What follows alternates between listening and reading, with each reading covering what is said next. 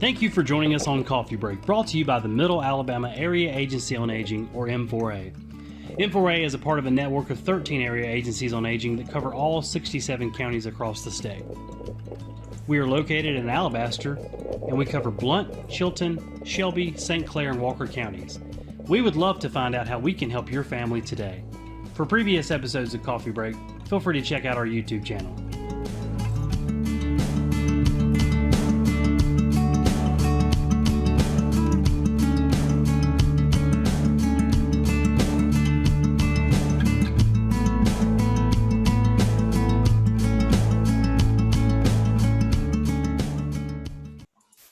All right, we're going to go ahead and get started. It's just around 5 after 1 here in the Birmingham region. So we want to welcome everybody who has joined us, not only in the live feed, but also via our Facebook feed, the live feed, as well as any recorded video that we place on our YouTube channel afterwards. So just as a reminder, we do this bi-weekly, and we'll be going over towards the end of this presentation, our next presentation that we have lined up for the date and time.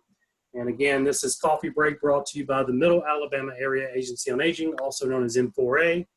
This is session number 8. These are going pretty quickly, so we're glad that everyone took the opportunity to join us to learn a new skill, a new hobby, as well as take a brief moment of respite for those caregivers who find these to be beneficial. So if you know of anybody that you think might benefit from these, feel free to share these with them and let them know about any future episodes that we have coming up. Okay, let's go ahead and kick it off. Again, this is session number 8 of Coffee Break.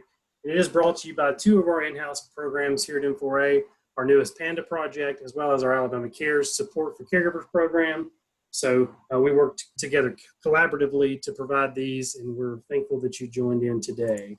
So on today's episode of Coffee Break, we want to welcome our guest speaker for the day, Mr. Chris VanCleave, or also known as the Redneck, I'm assuming that I'm pronouncing this correctly, Chris, the Rosarian, the Redneck Rosarian. And I'm going to kind of let him kick off kind of his background, where he's from, his experience, and let him kind of introduce what he's bringing to us today. So Chris, I'll kick it off to you. Hey, well, thanks so much. My goodness. I appreciate so much, Jennifer, Jeremy, you guys asking me to come and be a part of this event today. I love the garden, I love growing roses, and I love people. So this is a great way to bring people and roses together. So these types of events are always exciting to me. I live right here in Alabama, actually live in Helena, and I just want to say thank you to all of the caregivers that are on this, that are viewing this today. I can tell you from firsthand experience what a blessing you guys have been in my life and the life of my family. When my mother passed, there were caregivers with her that stood by her and helped educate us and helped hold our hand through that process. And I'll tell you, I just can't thank you enough. So as we just gather around the table today to maybe learn a new skill, I just wanted to say thank you and tell you how much you're appreciated for the work that you do. Wanted to talk to you today about growing roses. Now, roses are America's official flower, and I think 1986, President Ronald Reagan made the rose the official flower of the United States. So, you know, to me, that puts roses up there with the flag and the eagle and all those other great symbols of this country. So I believe that every garden should have a rose in it, and that's been my mission and my purpose. Is to travel around the country and teach anybody who will listen about the beauty and ease, really, of growing roses in their own backyards. So I want to start off with a little story about just how resilient roses are. And I bought my first house in the late 80s. I'm giving away my age here, but I bought that house, and about within a week, my neighbor came over and said, have you met Miss Dodd? And I said, no, who's Miss Dodd? And they said, she's the meanest woman alive. And she lives across the street. And I said, no, I've not met her. And he said, you will. And a few days later, my phone rang, and I answered the phone, and this voice said, Mr. VanCleave? And I said, yes. And they said, this is Ms. Lucille Dodd. And I thought, oh my goodness, the meanest woman alive now has my telephone number. And she said, all of the leaves from your trees have blown over into my yard, and you need to get a rake and come over here and get them up. And she just hung up the phone. So being raised by Southern parents, I grabbed a rake and went across the street and started raking up her front yard. Well, she came out into the yard and she said, "What are you doing?" I said, "Well, Miss Dodd, I'm raking up your leaves." She said, "Well, I didn't mean for you to do that." And through that conversation, I found out that Miss Dodd really wasn't the meanest person alive. She was probably just one of the loneliest people I had ever met. And she and I sort of struck up a friendship. And through that friendship, we talked about gardens, and she had big hydrangeas, and so did we, but didn't have any roses at the time. And I told her I was going to plant some roses, and she said, "Well, I don't know why you do that. You don't take care of the rose that you have."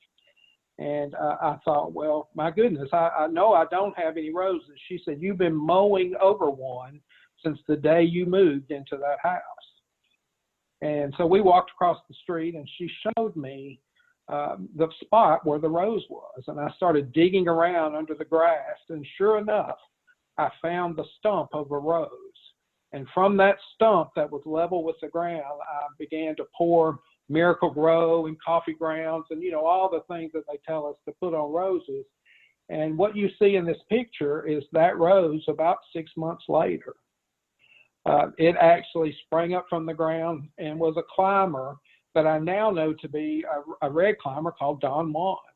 And those are my kids. That was taken in the late 80s. They're all grown and gone now. But that just proved to me that roses are very, very resilient plants, that even though despite my mistreatment of them, that they will bounce back and do very, very well in the garden. So one of the things I want to talk about is it pays to get a little bit of education before you ever go to the garden center to buy a rose. It's very important that you sort of know some things. Roses love the sun. They want full sun doesn't bother them a bit. So you have to ask yourself: do I have a sunny location? Do I have good drainage in my yard? Roses love water, but they hate wet feet. I can tell you that no rose can swim that I've ever known. they love to be watered, but they don't like to sit in water. So if you've got a drainage issue, we need to address that before you actually plant that rose in the ground. One good way you can tell whether or not you've got good drainage is you can dig a hole and pour a gallon of water in it. And if that water dissipates within 15 minutes, you're good to plant. If it's still standing there, you probably want to dig deeper or move on to higher ground. So it's a good tip for you there. What about your soil? Do you have good soil? Most people don't know whether they have good soil or not. Our ag extension offices all around the state and really all around the nation provide soil testing kits. And I think it's about $6 or $7 to do a soil test. You just scoop up the soil in a box and you mail it off. Here in Alabama, you mail it to Auburn University's testing center, and they'll test your soil according to the form that you fill out. And you tell them you're growing roses, and they'll send back to you a list of things you need to do to get your soil right in order to grow that particular plant. So that to me, that's the best $7 a gardener will ever spend is getting a good soil test. You need a real rich soil. We'll talk about soil composition here in just a minute. By the way, if you have any questions during the presentation, I think Jeremy, you want to save those, and we'll do them at the end of the presentation. Yes, if you have any questions, you can, of course, there's a chat feature, but there's also a question and answer feature with Zoom as well. But if you're listening live to Facebook, of course, you can comment on the Facebook live video stream, and we're monitoring that as we go along. But of course, if this is, after the live ceremony, you can always just post a question in there, post it on our YouTube channel, and we can make sure that we get these questions back to Chris to make sure we get you an answer. So again, if it's live, you can do it in the live. We have a chat and question and answer feature in Zoom. If you're in here, Facebook, you can comment on the video itself, and we can make sure that we get those to Chris towards the end of the presentation. Okay, great. So one thing you want to think about is what type of roses do you want to select? And now everybody can see this picture that's on the slide. That's actually my garden, or a garden I had up until a couple of weeks ago here in Helena, and lots of different types of roses. I'm a big experimenter. If you know the catalog says it's the latest and greatest, I'm going to try it just to see if it's truly the latest and greatest. So, you need to think about what type of roses you want to select. Do you want long stem roses like they have in the florist? Those would be hybrid tea roses. If you want what I call more of a bouquet on a stem, you'd want something more of a shrub, or they call them floribunda roses, which have lots and lots of blooms on just one stem. What type of color do you want? I'm one to go to Lowe's or Home Depot, and I see something that's a pretty color, I'm just going to pick it up and bring it home, and I'll just put it in wherever I can. But a lot of people want color themed gardens now. I've always wanted a garden with all white blooms, and I've been in a few across the country, and they just glow at night. You don't even need any lighting; they just light up the whole garden. So, what type do you want? What color do you want? What type of bloom do you want? Do you want that classic, hybrid tea rose bloom like you see in florist shops? Do you want more of an open bloom? There's some beautiful single roses now. The knockout rose is considered a single, and what I mean by that is it has one single row of petals. Typically has 5 or 6 petals. They call those singles. So you have to kind of determine what type of bloom you want.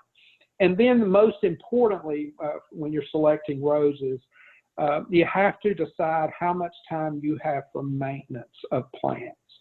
I think that's where a lot of people get disappointed in growing anything, and especially roses. If you buy a very fussy hybrid tea rose, it takes more time to keep it up and blooming and disease-free than it would a more low-maintenance shrub rose like a knockout or a drift or some of the other introductions that have come out recently. So, you just have to decide how much time you have for maintenance. At this point in my life, I'm in my mid-50s. I've got a little more time to garden than I did 10 years ago or even 15 years ago when my children were at home and we were running them everywhere. I wanted more low-maintenance plants now. Now I've got more time to garden, and I'll try things that are a little bit more difficult to kind of test my skills in the garden. So next thing we want to talk about is good soil for roses. What do you need to have some good soil? Now, this is another picture from my garden a few years ago, and these are some floribundas. The solid red rose you see on the screen is a rose called lava glute, and it was bred in Germany by the Cortis family, and it's widely available here in Alabama. And then the red and white one is a rose called Sentimental, and it's a fragrant, kind of a candy cane striped rose, both of which you can buy in local home and garden centers here. When you talk about soil, I've used this combination of soil in every garden I've ever worked in or ever grown roses in, and all of the ingredients here are readily available at any Lowe's or Home Depot, any local garden center. And it's just a even mixture of topsoil, mini pine bark nuggets, and composted manure. When you think about composted manure, there's a product on the market, and I don't necessarily endorse this product, but I just can tell you that it works for me. It's called Black Cow, and I just use it, mix all 3 of those together, and it gives you a very, very good soil composition to get started with.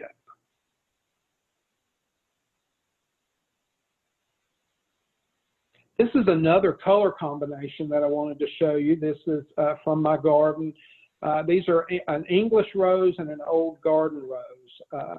Some reason this vibrant yellow and purple, kind of planted together makes a very pretty show in the garden. And the yellow rose is called Golden Celebration, and the purple rose is Reines de Violettes. Now that rose was introduced when Queen Victoria was on the throne. So that tells you just how old that rose is and how long it's been in commerce. These two planted together make a very, very striking presentation in the garden. And I don't know about y'all, but I want a little bit of wow in the garden. So I always try to plant things that are going to have a big color impact. Here's another color combo from my garden that has worked really well. It's sort of a coral color hybrid tea called Artistry. And I mixed that with the white Floribunda called Iceberg. Iceberg's been around a very, very long time, and so is Artistry. And these two roses are just bloom machines here in Alabama. So if you plant those two together, you get a big color show, and they pretty much take care of themselves. So you think about planting roses.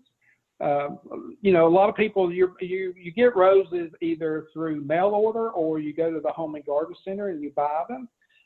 If you get them from a local home and garden center, they're going to come in a 2 or 3 gallon container, and you want that hole, the hole that you plant, to be at least as deep and wide as that the root ball or the container that it's in, plus about 2 inches, because you're going to want to add in some of that soil mixture that we just talked about. So you want to plant that rose in that hole with a little bit of extra room. Always take the base of the root ball and just kind of pull it apart at the base and kind of separate those roots. That kind of gives a new direction for those roots to grow out instead of continuing to grow in that circular motion since they've been kind of trapped in that pot for probably about 2 years. Most roses you buy at the Home and Garden Center have been in that container growing in a field for about 2 years. So that's always good to know, is to pull those roots apart. Then you want to just fill in with the soil mixture that we talked about, and always top dress with mulch. Cannot say enough good things about a good mulch. Now, I use mini pine bark nuggets, and I do that because they break down in the soil within a couple of years, and it just enriches your soil composition. Here in Alabama, we've got horrible red clay. I don't know if we have a show of hands, but anybody who lives here knows about red clay soil. Those mini nuggets will help to break down that soil over time. It takes a couple of years, but you'll begin to see an improvement in the soil. So you want to top dress with that good mulch and then water that rose in really, really good. The very first month that rose is in the ground, you need to water it probably about twice a week. And once it gets what I call Alabama hot, which is happening this week, actually, we're going to hit near 100 degrees. You're probably going to want to water all your roses a couple of times a week just to keep them in good shape. 3 essential tools in the garden. I tell people there are all these little tools and things out, and but if you grow roses, you can get by with these 3 essential tools. A good pair of pruners. The pruners on the screen are Felco pruners. They're Felco number 6. That's my preferred pruner. Just feels good in my hands. It is a bypass pruner.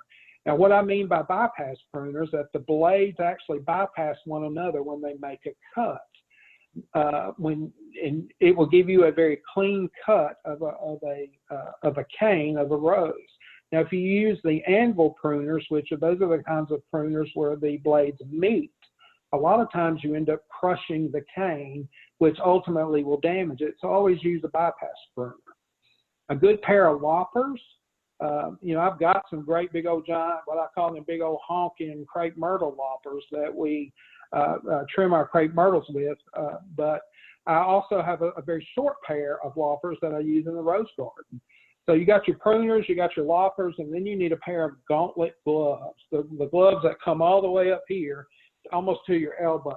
And if you've ever been head over heels in the garden trying to prune roses full of thorns, you'll understand why those come in very handy. They'll definitely protect your arms. So you need pruners, you need loppers, you need some good gauntlet gloves to work in the garden. Be not afraid to prune. Most people I talk to travel around the country and speak about growing roses. People say, well, I'm afraid to prune my roses. And when we do live pruning demos on stage, we typically prune repeat blooming roses down to about 18, 24 inches. That I've had audible gasps in the room before when we cut roses back that far.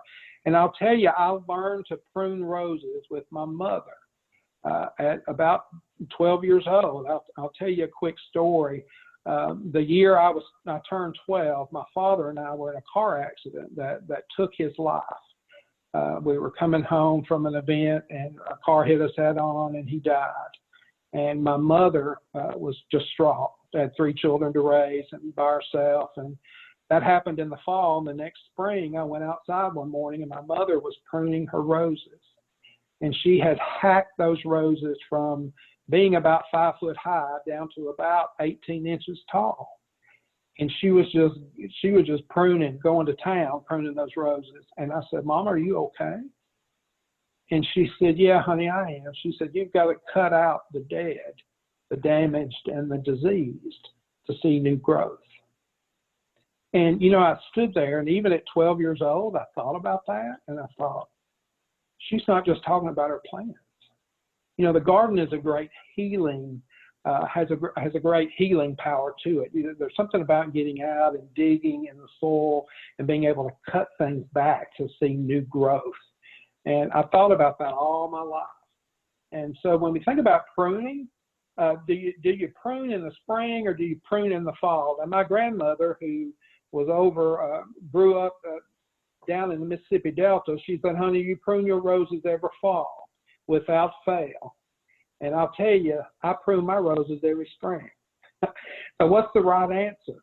Well, I can tell you that the roses really don't know the difference. And I prune in the spring for a very particular reason. I try to prune around here in central Alabama. I try to prune about the end of February, the first week or so of March. I want to be about 6 weeks before the very last frost of the year. Those frosts can be killing frosts, which can kill some of your canes. So I try to prune back in the early spring. If it's a once blooming rose, I sort of cut it back by about a third, and I wait until after they bloom to do that. Repeat bloomers, I'll cut back a third to a half, just depending on really your preference. A lot of people want to cut those way down to the ground. You can do that, and I do that for the most part just because I want to have a clean slate in the garden. But you can cut them a third or a half of whatever size they are today, and just kind of shape them up for your preference. Just remember that if your rose only blooms one time a year, you need to wait until after it blooms to prune it. And people say, well, why is that? And once blooming plants will only bloom next year on previous year's growth. So if you cut it all off before they bloom, you won't get any blooms that year. So a little something to remember. For climbers and once blooming roses, do those after they bloom. Just some general maintenance tips. Watering, like I said earlier, roses love water. They just don't like to swim. So they need at least an inch of water every week. Well, how much is an inch of water? Especially if you're hand watering or doing it with the hose or something like that. And that's typically what I do. My garden of about 185 shrubs, I didn't have an irrigation system, so I hand watered. That's about 1.5 gallons to 2 gallons of water per week. Now, just a best practice is to water very early in the day. You know, it gets so hot here in Alabama. If my gardening chores aren't done by 7 or 8 in the morning, they're probably not going to get very much done that day. So I get up early and I try to get out and water early. I always water at the base of the plant. People say, well, Chris, why do you do that? And I'm like, well, that's where your plant needs it the most. Those roots need to be watered, and the soil needs to be watered so that root growth can take place and ultimately plant growth can take place. So water early in the day, water at the base of the plant. If you just take the hose and squirt it all over the flower, is that going to hurt it? No, it's not going to hurt your rose. It might invite a little bit of disease to the garden, but typically it doesn't do any harm. So it's just the best practice to water at the base. Now, like I said earlier, I like a little bit of wow in the garden. I like to see blooms from spring till Thanksgiving. And it's not unusual for me to have a bouquet of roses on my Thanksgiving table. So I fertilize my garden every 6 weeks without fail. And I kind of alternate what I would call synthetic fertilizers versus organic fertilizers. So I use the well-rotted manures like cow manure, horse manure, any of those types of flavors. You can put those in the garden. It has to be well-rotted. I was very fortunate in the last garden I had. There was a horse farm behind us, and she'd let me come and just she was just glad to allow me to come and shovel out her stalls anytime.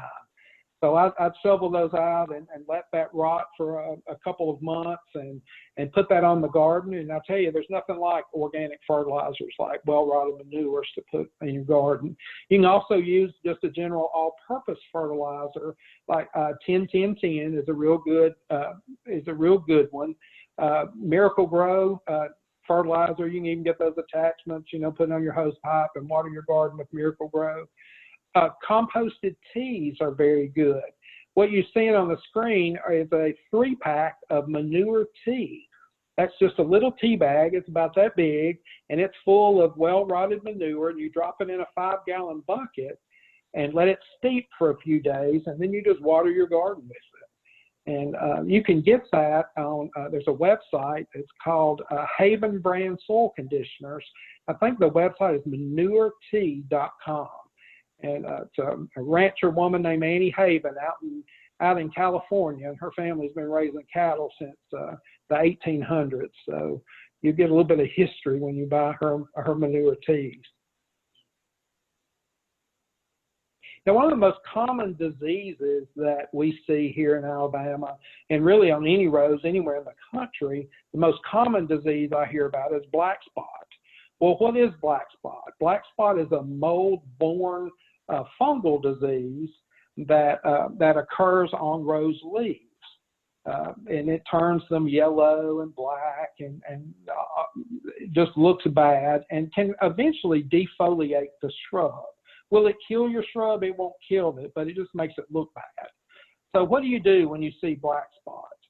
Well, one thing that you do is that you can remove the diseased leaves as soon as you see them. You keep your beds clean. I cannot tell you enough how critical it is to keep your planting beds clean of fallen leaves and just debris that would come in that would be a harbinger for that type of disease.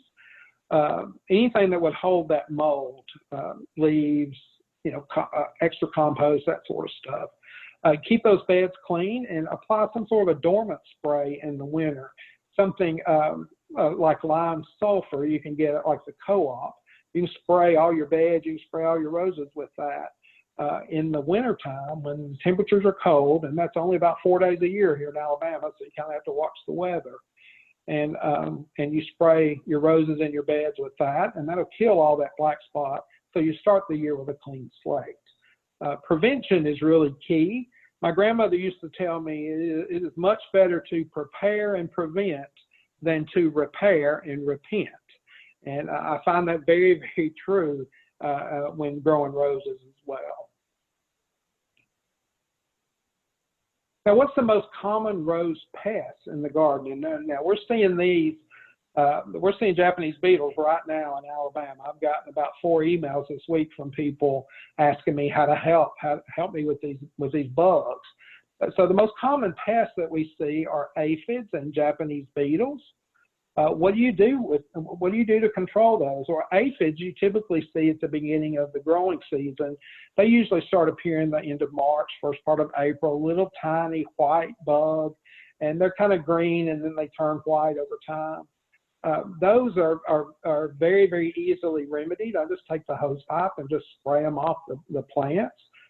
They can't swim either, so you can kill them pretty quickly by just removing them. I call it remove these by hand or hose. You can either pull them off, you can do that with your thumb, remove those aphids, or you just take the hose pipe and spray them down to get rid of them. The Japanese beetles are sometimes they're very difficult, and this time of year we'll have a huge swarm of them, And then other years, we don't see very many of them. So those beetles are a lot more difficult to get rid of. And there again, I always take just a bucket of soapy water out in the garden, and I see those beetles, I just pull them off and drop them in that bucket. And they don't survive that swimming pool. So the folks tell me, well, what about these Japanese beetle traps that you get? Well, they emit this pheromone that will actually attract the beetles to your garden. So if you get one, just put it in your neighbor's garden. No, I'm kidding. Don't do that. But Japanese beetles can be a problem in the garden. Now, one thing that I want to encourage people to do is to open your garden to the world, to allow people to come and see what you're growing. I have an open garden day every year at my home and invite people to come. And this is one family that showed up a couple of years ago, and they're surrounded by a rose called Benjamin Britten.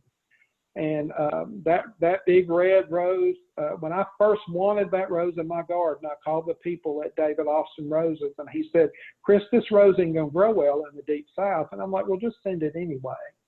And you see how large it is. They came, they had 6 children, and they all gathered around that rose, and it's done very, very well in this part of the country. I'll tell you, this is a rose that I dearly love.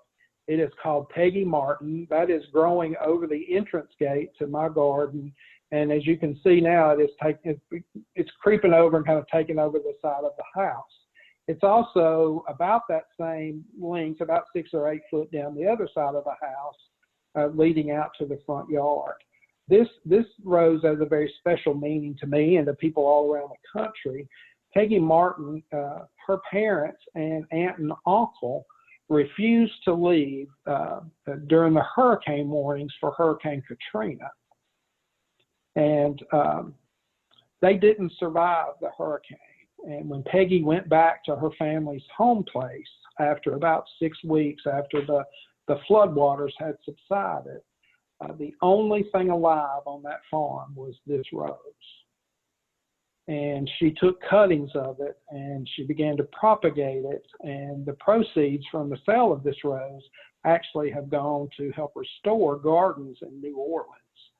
When you hear that every rose has a story to tell, I'll tell you that's pretty much true.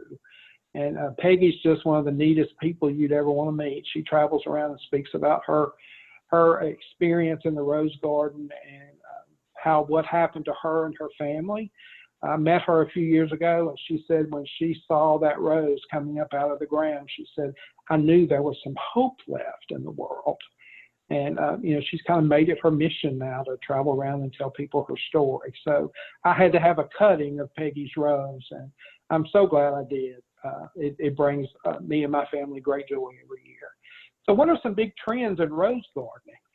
One of the things that people are doing more and more, we have a lot of folks are buying houses that have smaller lots and that sort of thing. So one of the things that we do is we want to plant in containers. So I want to show you a rose here that's in a container.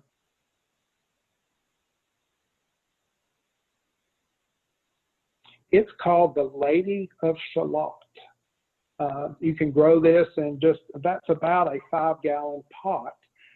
They do very, very well in containers. Now, you have to water roses a little more often in containers than you do if they're in the ground. But this is a big trend in gardening right now. Don't be afraid to put a rose in a container. One of the other things that I've wanted to do for many years was to experiment with growing climbing roses in containers. And a friend of mine that's been in the Rose Society for a long, long time said, Chris, you're out of your mind. They won't grow. So, of course, I did a little experiment to see if they would grow. And I think on this next slide, we're going to see the results of some climbers in containers. And this is my screened-in porch. And I wanted a natural screen for that. I didn't want to have to put, any sort of a roller shade or anything like that. So I planted these 3 shrubs of a rose called Climbing Colette. And this is about 3 years worth of growth. And in the background, there are 3 trellises that I got, I think, at Aldi on summer clearance one year for about $5 a piece, and I just kind of tacked those up to the wood of the screened-in porch and attached the rose to those trellises. And I'll tell you, they just put on the prettiest show in the garden every year. So don't be afraid to experiment. If you think something won't work, try it anyway. It may work, and you may surprise yourself and everybody around you. So don't be afraid to jump out there and experiment a little bit in the garden. So I want to talk to you a little bit about the American Garden Rose Selection. I'm very privileged to be on the board of directors of this group that helps rose companies trial and test roses around the nation to get the very, very best roses that they will ultimately put out on the market that you can go to a home center and buy. So I'm a part of that testing and trialing program. And every year we meet and decide what the best selections are for the year based on the results that we get from the various rose trials around the country. So I wanted to show you some of those roses that are out there.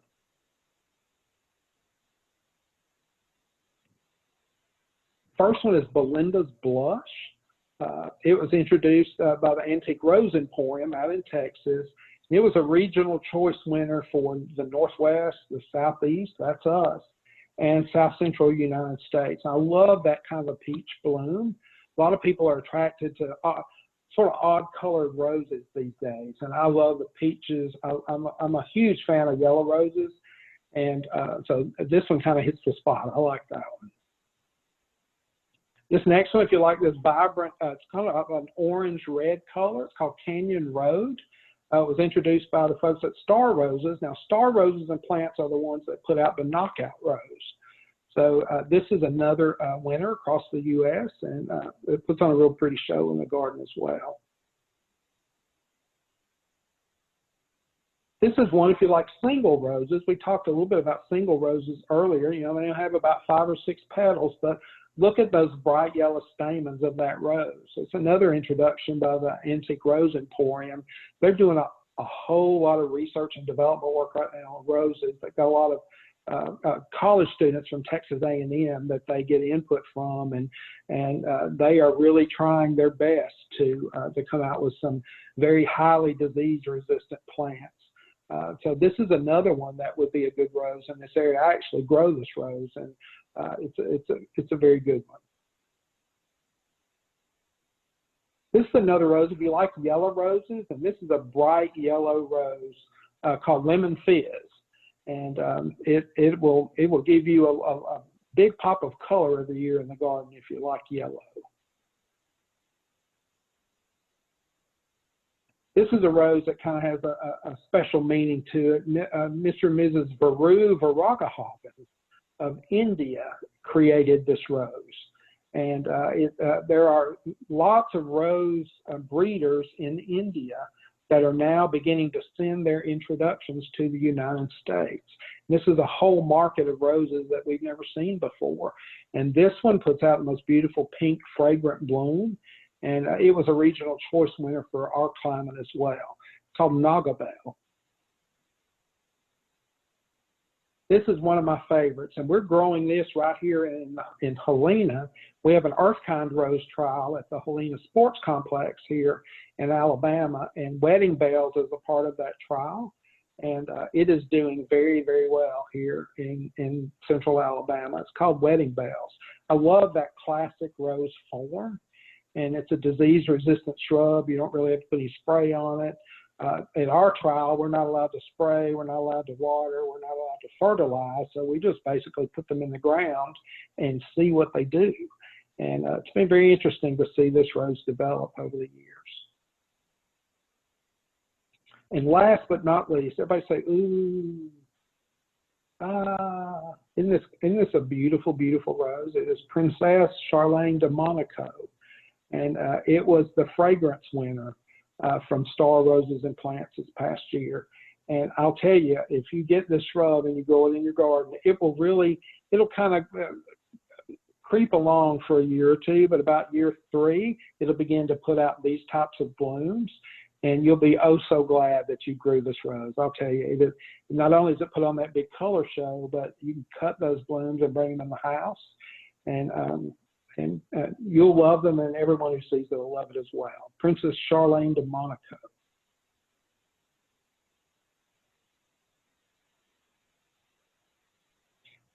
So about, gosh, about 8 years ago, I started a podcast about growing roses.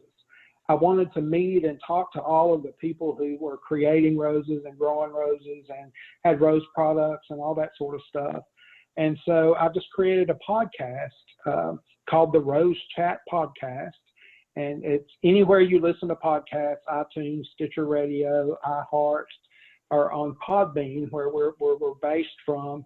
You go out there and listen to about 15 or 20-minute segments. There are 7 seasons of podcasts out there now. We've had over 1 million downloads to this podcast. It's really just educational material to help you grow the best roses that you can. So I want to encourage you to jump out there and check out the Rose Chat podcast. So I introduced a line of garden tools a few years ago. You know, I blog under the name of the Redneck Rosarian, and the people at the DeWitt Garden Tool Company in Holland came to me and asked me to develop a line of garden tools for them. And I was more than happy to do that. I designed the very tall tool that you're looking at on the left. That's actually a scoop shovel that I designed to work in raised beds. We've got a giveaway today that we're going to do for anyone who registered for this for the seminar on Zoom, and we captured your name and email information. We're going to do a drawing from that and give away this garden trowel that I'll be shipping to you or delivering to your home if you're close by. And you can see it's got a serrated edge on it, and it will last. It has a lifetime guarantee, and I'm just very proud to be able to offer that today to those who registered for this event. So I'll just open it up now to see if we've got any questions or comments or anything anybody wants to ask. Jeremy? Jennifer will be monitoring the Facebook. So we do have one question here. The question is, we know the roses need full sun, so how much shade can they handle? Typically, roses need about 6 to 8 hours of full sun a day. There are a few that can get by with 4 hours. And when I say 4 to 6 hours of sun, that would be, you know, some sort of dappled, what I call dappled shade, you know, a little bit of shade and a little bit of sun. But certainly any less than that, you really won't get any blooms. If you've got 4 hours or less of sun, you're just going to get a really pretty green shrub. And I had a couple of questions myself, Chris. Well, first of all, thanks for the generosity for coming on and giving away the door prize especially. I mean, I think that's going to be an awesome gift, especially being one of your 3 recommended, you know, one of the main tools that you really need to kind of help get a good plant growing. But I had a couple of questions myself, and this is, you know, we serve 5 counties for our region, but we do have several individuals that will listen to this program that may not necessarily live in the central region, or they may not live in a kind of inside town limits. They may live, you know, kind of in the rural areas where you have access to cow pastures. And I know myself in particular, I had access to a cow pasture where, especially around the hay ring, you know, there's a lot of manure, there's a lot of old hay that's kind of decomposing. Is that a good area to get stuff from as well? And also, when you say you kind of let it dry out, I guess, are you letting it dry out till it gets to powder form so that you can crush it down to spread, or how would you recommend spreading it, especially if you have a full garden? Sure. Manures go through a heating process before they, as they decompose, and you want them to complete that heating process before the decomposition begins. And usually that heating process can take a couple weeks, and then you'd want to do a couple weeks beyond that, then it just drying in the sun. And then I just take a shovel, kind of break that up, and begin to spread it. Basically, if it still smells really bad, you don't want to put it in your garden. Sounds good. Now, you probably answered this too, Chris, but I know that when you were going over, you know, roses like water, but they don't want to be in a mud puddle. They don't want to be soaked too bad. So would you recommend, I noticed that you had in pictures with the pots, would you recommend, I know that some people will utilize a similar setup where they'll have a pot like that, where they'll put a tarp over it to, to kill any weeds from growing around the plant. That I've seen several people do this with 5-gallon buckets, and they'll put peppers or they'll put tomatoes. Would you recommend putting some type of drainage system for any excess water to leave, or would you always recommend just keeping it sealed up? So basically, if you've got a pot, go ahead. No, go ahead. Well, I was going to say, so basically just leaving the pot completely closed up. I know that I've seen several people that actually put a hole towards the bottom end of it so that it actually, any excess water will drain out instead of over watering the plant. Exactly, and that's a very good point. You always want to create a drainage hole. So with the 3 climbers that I did, before I planted anything in them, I turned those over, and there was a central drainage hole, and then I took a drill and drilled about 3 or 4 other holes just in a circle around that center, just to give it some additional drainage as well. So that's a good question. And I just wanted to clarify too. I know when you were talking about sending off the soil samples to Auburn, a lot of times they'll let you know, especially like you said, what type of soil you have.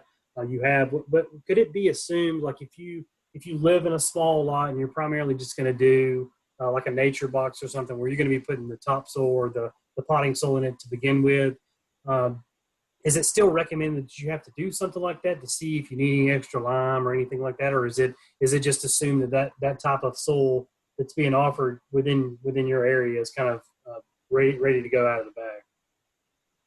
Yeah, if you're growing in raised beds and you create that environment with with the topsoil and the manures and that sort of thing, that's going to be pretty much good soil. It's when you're actually growing in the ground and you don't know what the soil composition is, that's when the soil test would come in really handy. Sounds great. Yeah. Would you have? We got another question here. Would you recommend using coffee grounds on roses? I think you might have covered that at the beginning, but I didn't know we didn't elaborate too much on it. And I had heard that before too, and I didn't really know exactly. Should you use them? Is there a waiting period with coffee grounds similar to manure, or how does that work? Well, for coffee grounds, you're trying to get the phosphorus content out of the coffee, and there's really no waiting period for that. Our Starbucks stores in the area that will save their coffee grounds for you. That's awesome. Yeah. So if you go in and show them like your Starbucks, like your frequent flyer card or whatever, and talk real sweet to them, they'll save the coffee grounds for you. So is there a limit to how much you should put on your flower bed? Is there a ratio there that you should divide by? Well, I'd probably do a couple of cups per shrub about twice a year. And it's going to give you a real minimal amount of phosphorus in your roses. But what those coffee grounds does, like the nuggets, the pine bark nuggets, it helps with the composition of your soil to help break down that clay that exists. To give you a much more friable soil. And when you have that, you get better root movement, which means you'll get a larger shrub. And I assume that's just spreading it out all over the area around the plant. Sure. Yeah. You can just spread it all around. Great. Well, I don't see any more questions, Jennifer, unless you see any on Facebook. Let's see. I think we do have a Q&A here. What is the most neglect-tolerant rose variety? It kind of sounds like the one in Helena right now is doing pretty good, so that might be the best suggestion, at least for this region. And this is asked in the central region as well. This is in the Shelby County region. Yeah. So the ones that really need the least amount of care, I'll give you a few brand names, so you'll know when you go to purchase. Drift roses. Those are a small, sort of a low-growing shrub rose. Any of the Knockout series roses that you see available today. There's a rose out by proven winners called Petite Pink, and it's just a little pink bloomed rose. But I'll tell you, I have mistreated that rose, moved it all around the garden, forgotten to water it, all kinds of stuff, and it just keeps on blooming. The Peggy Martin climbing rose that you saw, I told you the story about, that's one that will just thrive on your neglect. So I love those types of roses because I know that no matter how busy I am at work or how busy my travel schedule is, I can come home and there's always going to be something in bloom in the garden. Well, I am pleasantly surprised myself at all the variations of roses. I just assumed that pretty much most roses looked very similar in shape and size and just had variable colors. But there were some that you showed that were pretty unique that I wouldn't have thought as being a rose. So that's neat to know. And for the sake of and I might be asking for myself or I might be asking for a friend, but I'm glad to know that patience and plants persevere, because I may or may not have trimmed my Japanese maple a little too much this past year, and luckily resilience came through and is growing the way it should. So, and also, if you ever have any crepe myrtles that you run out of, I've got a huge tree in my front yard that I'm sure our neighbors would appreciate if you come trim on. So just let me know. Okay, I sure will. Well, thanks, Chris. We really appreciate you stopping by with us today. Again, if you're just joining us or if you're watching this video after the live feed, of course, we're going to be recording this, or we are recording this rather. We have it on our Facebook feed live right now. We'll be trimming it up a little bit and putting it on our YouTube channel so that if you need to personally share it with anyone through an email, through text message, or however you need to do it, we're going to make sure that we get it on our YouTube channel so that you have an easy URL to share that with. So thanks again, Chris. We really appreciate it, and we will be working with Chris to get to draw a winner for the prize that he's giving away today, and we'll make sure either by mailing or delivering that we get that to the winner. So thanks again, Chris. We really appreciate it.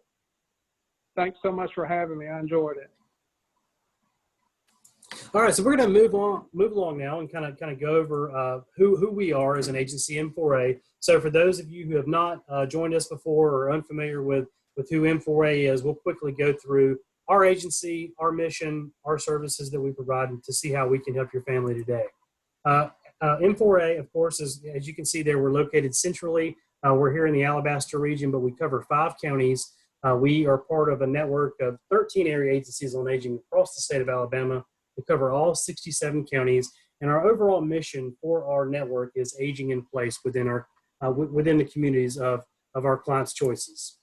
So to put it simply, our mission is to empower individuals, people living with disabilities, and their caregivers to self-advocate as well as live independently and safely in the communities of their choice.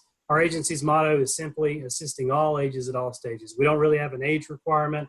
We help across many of our programs. We have individuals who are children all the way up to infinity. So if you have a situation that you think could be helped through one of our programs, it doesn't hurt to just call and ask, because if we don't have an answer, we'll try to research one for you and try to find a resource out in the community to help you with your situation. Again, we cover 5 counties. Those include Blount County, Chilton County, St. Clair, Shelby, and Walker counties, basically the counties that surround Jefferson County. However, Jefferson County does have their own agency that covers their region because they are so large. But we do cover Jefferson County for our senior employment program. But that's the only program that we have any oversight over for our agency. The way it works for us, you call our agency or you make an online referral, which we'll go over here shortly. You'll be connected to one of our Aging and Disability Resource Center representatives, or ADRC, and they're kind of our single point of entry that they will do a full benefit screening to see what services you might be eligible for and make those referrals on your behalf to try and get some assistance in the home for you. These are our key programs from across the state, including our own agency here, that we cover. We get funding for to provide assistance to your family. Those include our nutrition program, our support for caregivers programs, plural, and Alabama Cares you see there, including our newest Panda project, which is of the 2 sponsors for this video series. Medication assistance, insurance counseling, especially for those that have Medicare benefits. Senior employment, again, we have a legal assistance program with an elder law attorney that we provide legal assistance with. Elder abuse prevention, we've actually started a new series to kind of highlight elder justice and try to be advocates for that, as well as our 2 larger programs, our long-term care supportive programs that speak on behalf of individuals who are in a nursing facility or long-term care facility, as well as providing long-term care services to prevent long-term care entry with our Medicaid waiver program, we provide those services in the community rather than in a facility. The quickest way to make a referral for our services is you can visit www.m4a.org/referral. And basically what that is going to do is, instead of calling our agency, or instead of coming here in person, especially not right now with everything that's going on, you can simply just go online, go to that website, make the referral on the information that you would like to present to our agency for the individual who you're calling on or inquiring on behalf of, or it might be yourself.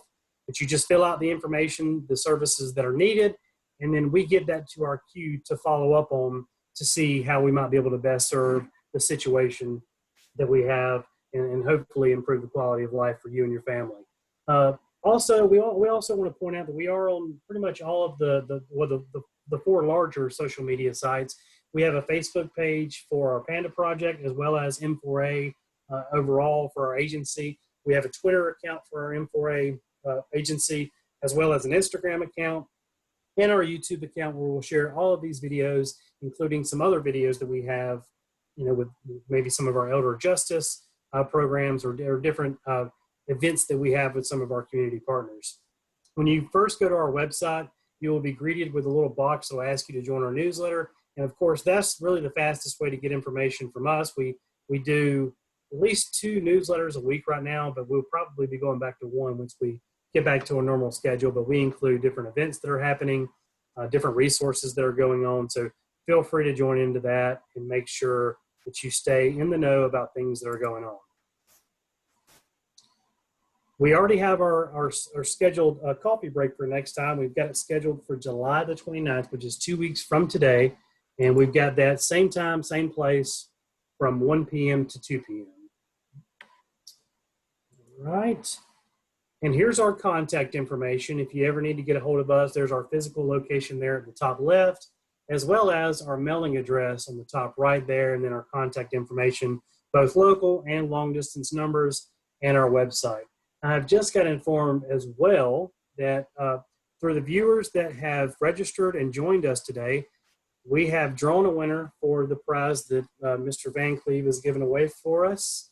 And we will be getting in contact with you. But because of HIPAA constraints, we're not able to actually announce the winner because, again, we have a webinar fashion of doing this, so not everybody can see each other, the participants. So we will be in contact with you after the show. So sit tight for that. We'll be getting in contact with you here shortly. And again, our next coffee break is scheduled for the 29th, 2 weeks from today. And that is to be determined. We're having a little bit of a mix-up, so we're gonna try and secure a speaker for that. But of course, if you join our newsletter, you'll be made aware of that on our social media accounts as well. We'll be sure to get that information out as quick as possible. So thanks again for joining us. Thanks again, Chris, for coming and donating your time and really giving us some helpful tips on, for those of us that don't necessarily have a green thumb. Maybe this will be a good cheat sheet for us to get started on maybe making a successful garden. So thanks again, everybody. Have a great rest of your week, and thanks again for joining us. Thanks, everybody.